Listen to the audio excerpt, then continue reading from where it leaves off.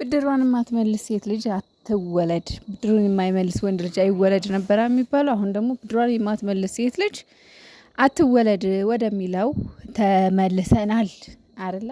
አዎ። እንዴት ናችሁ? ደህና ናችሁ ወይ? አለውን እግዚአብሔር ይመስገን። ሰላማችሁ ይብዛልኝ። ጨረቃዬ ዛሬ እንግዲህ ሀማችየውን በደንብ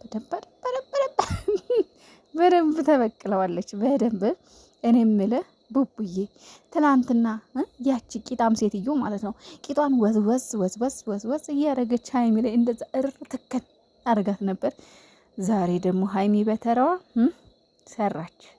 ሰራች ስራውን። ለማንኛውም ቅዱሴ እንኳን ደህና መጣህ።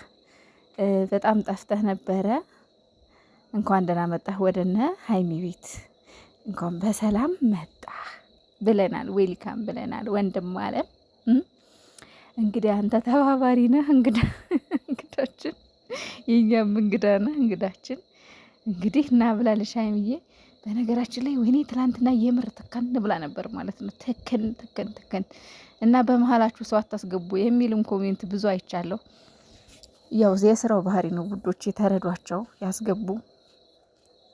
የስራው ባህሪ ነው። በቃ ምንም ማድረግ አይቻልም። እውነት ለመናገር የስራው በቃ መስሪያ ሰዓታቸው ነው። ምክንያቱም ዝም ብሎ ብቻቸውም ደህና ቪዲዮ ሲሰሩም እየታየላቸው ስላልሆነ ማለት ነው። እና ቡቡዬ በጣም በቃ ወይ ሀይሚን ትወዳታለህ እንደዚህ።